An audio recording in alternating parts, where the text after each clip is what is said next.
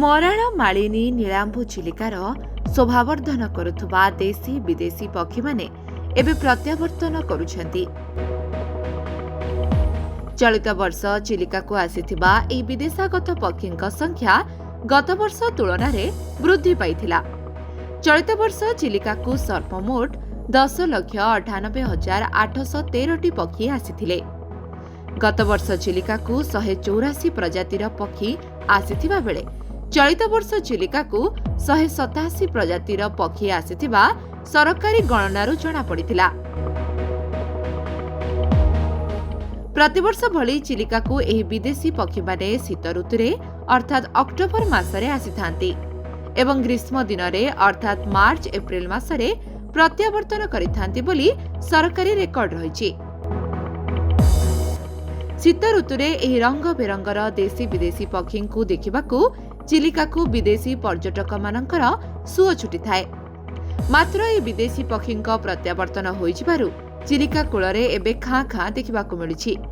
ଏପରିକି ପର୍ଯ୍ୟଟକଙ୍କ ରେଡି ହୋଇ ରହିଥିବା ବୋଟ୍ ଏବେ ଫାଙ୍କା ପଡ଼ିଛି। ଚିଲିକାର ଏହି ନୀଳ ଜଳରାଶିରେ ବିଦେଶୀ ପକ୍ଷୀମାନଙ୍କୁ ଦେଖି ପର୍ଯ୍ୟଟକମାନେ ବେଶ୍ ଆନନ୍ଦ ଉଲ୍ଲାସ ଉପଭୋଗ କରିବା ସହ ଚିଲିକାର ପ୍ରାକୃତିକ ସୌନ୍ଦର୍ଯ୍ୟକୁ ଦେଖି ମନମୁଗ୍ଧ ହୋଇଥାନ୍ତି। ତେବେ ସରକାରୀ ଭାବରେ ମିଳିଥିବା ରିପୋର୍ଟ ଅନୁସାରେ ଗତ ବର୍ଷ ଅର୍ଥାତ୍ 2022-23ରେ ସର୍ବମୋଟ 11,31,929 ଏବଂ 184 ପ୍ରଜାତିର ପକ୍ଷୀ ଚିଲିକାରେ ସମାଗମ ଥିବା ଚିହ୍ନଟ କରାଯାଇଛି। ଏବେ ବି କେତେକ ବିଦେଶ ପକ୍ଷୀ ଚିଲିକାରୁ ସୁରକ୍ଷିତ ମଣୁଥିବାରୁ ଏଠାରେ ରହିଯାଇଛନ୍ତି। ଦେଖନ୍ତୁ, ସାଧାରଣତଃ ଆମର ପକ୍ଷୀ ଅକ୍ଟୋବର ମାସରେ ଆସନ୍ତି ଏବଂ ମାର୍ଚ୍ଚ ଏଣ୍ଡ ଏପ୍ରିଲ ଫାର୍ଷ୍ଟରେ ଫେରିଯାଆନ୍ତି। ବର୍ତ୍ତମାନ ଏପ୍ରିଲ ମିଡ୍ ୱିକ୍ ହେଇଗଲାଣି, ଭାବି ନିଅନ୍ତୁ 95% ପକ୍ଷୀ ପଳେଇଲେଣି।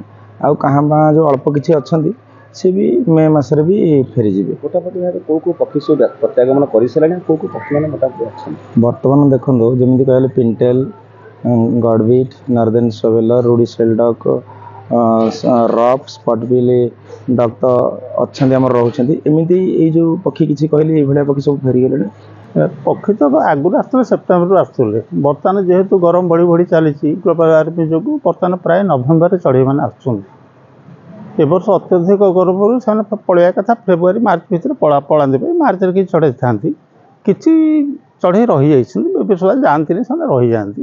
ଧର ଗଡ଼ବିଟ୍ ଗୋଟିଏ ହେଲା, ବ୍ଲାକ୍ ୱିଙ୍ଗ୍ ଷ୍ଟିଲ୍ ଗୋଟିଏ ହେଲା, କିଛି ଆମର ଏଇ ଯେଉଁ ଆମର ରହିଯାଉଛି ଉଡ୍ ସାଣ୍ଡ ପାଇପର ଭେରାଇଟି କେତେଟା ରହିଯାଇଛନ୍ତି। ଆଉ ଭିତରେ ଦେଖିବା ପାଇଁ ଗଲେ ତ ବିଶେଷ ଏରିଆ ଏ ବର୍ଷ ବୁଲିନି ଗରମ ଯୋଗୁଁ, ଚଢ଼େଇ କିଛି ରହିଯାଆନ୍ତି ସବୁ ବର୍ଷ ପାଇଁ, ପ୍ରାୟ ଚଢ଼େଇ ପଳେଇଲେ। ବିଦେଶାଗତ ପକ୍ଷୀମାନେ ଦେଶ ବିଦେଶରୁ ଚିଲିକାକୁ 4 ମାସ ପାଇଁ ଆସିଥାନ୍ତି।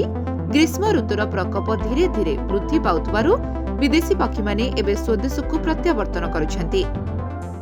ଦେଖନ୍ତୁ, ଆମର ଚଢ଼େଇ ମାନଙ୍କର ଯେଉଁ ଆଗମନ ହୁଏ ମାଇଗ୍ରେଟୋରୀ ବାର୍ଡ ମାନଙ୍କର, ସେ ଋତୁଟି ଆରମ୍ଭ ହୁଏ ଅକ୍ଟୋବର ମାସରୁ ଆଉ ସରିଯାଇଥାଏ ମାର୍ଚ୍ଚ ମାସରେ ପ୍ରାୟତଃ।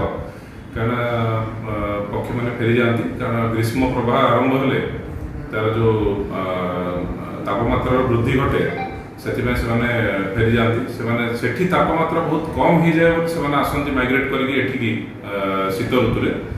ତ ଏବେ ଆମେ ଯାହା ଦେଖୁଛୁ ଯେ କିଛି ଚଢ଼େଇ ଆଉ ବାକି ରହିଯାଇଛନ୍ତି, ପାଖାପାଖି 50,000ରୁ ଉର୍ଦ୍ଧ୍ୱ। ତା ଭିତରୁ କିଛି ଫ୍ଲେମିଙ୍ଗୋସ୍, ପେଲିକାନ୍ କିଛି ଅଛନ୍ତି, ଆଉ ପ୍ରାୟ ଚଢ଼େଇ ଫେରି ଗଲେଣି ବୋଲି ଆମେ ଯାହା ଦେଖିଛୁ। ଏଥରକର ଟୋଟାଲ ବାର୍ଡ ସଂଖ୍ୟା ଯେଉଁଟା ଥିଲା, ଆମେ ଯେତେବେଳେ ସେନ୍ସସ୍ କରିଥିଲୁ ଚଢ଼େଇମାନଙ୍କର, ସେଇଟା ବାହାରିଥିଲା 11,37,759, 187ଟି ପ୍ରଜାତିର।